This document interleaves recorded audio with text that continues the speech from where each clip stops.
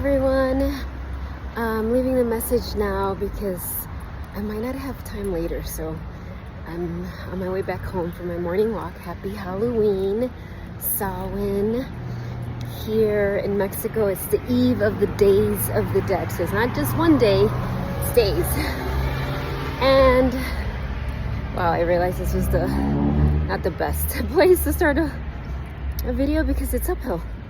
What I was gonna say is I've always loved Halloween. Not so much like the trick-or-treating commercial part of it, but I just feel it's such a special day of the veils being thinner. What does that mean? Like, we can access our soul, our spirit guides, our enlightened ancestors more easily. Of course, I was born in October, and I realized recently, I learned, because my mom found my baptismal certificate, that I was baptized on Halloween. It's like, awesome. So I just wanted to bring a little message of what I've just been experiencing, this death of a relationship. Not death physically, nobody died, but just the death of a relationship of how it was. And it was incredibly painful. But today, there was just some closure around it. And it felt so perfect that it was on Halloween, the day I was baptized. I feel like I'm entering the rebirth stage after the really painful death stage. So I just want to leave this message for anyone who this resonates with. Maybe you hadn't thought of it that way, but notice if there's anything that is dying, has died in your life, a relationship, an old identity.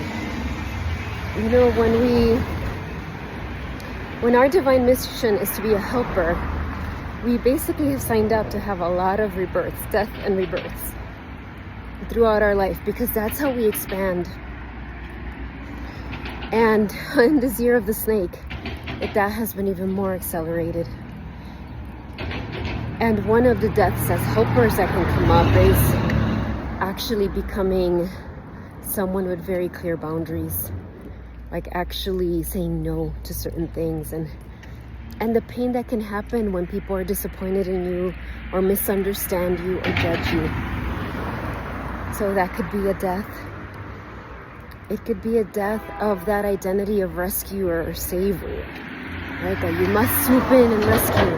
And maybe you do that, probably if you have that archetype, that identity, let's say, you're probably really good at rescuing and saving. I know I can be really good. But then it's like our soul, the Divine Mother, is guiding us to move from rescuing and saving. That's not sustainable.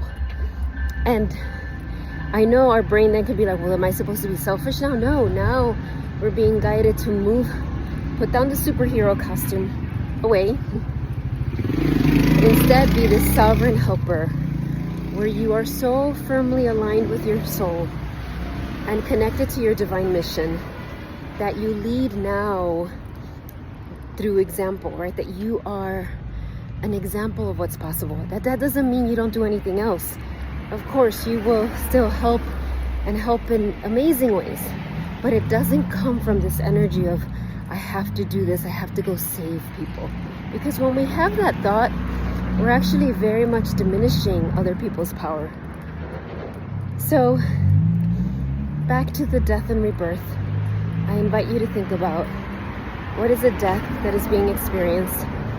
Sorry, now I'm in really sunny land, but okay. And what is the rebirth? Right? And I'm sending you so much love for that. Also remember, the layers are thinner. So I invite you to do a meditation or take a walk or go to a beautiful forest. Go to a cemetery. I have clients who love going to the cemetery. That's such a peaceful place for them. Whatever your thing is, a labyrinth, out in your yard. It doesn't have to be complicated. But just allow yourself to receive a blessing this Halloween, this eve of Days of the Dead, this Samhain, right, this special day.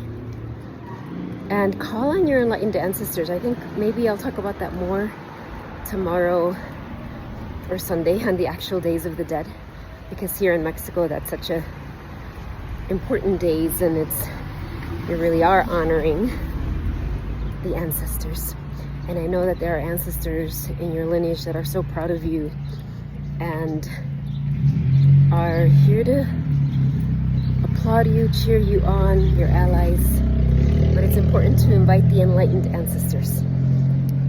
So I'm sending you so much love, and I am sharing on my newsletter and Instagram and Facebook today a reflection about my daughter's wedding last Saturday and pictures. So for those of you who have been asking, you can go on that and see it. And I'm sending you so much love. Bye.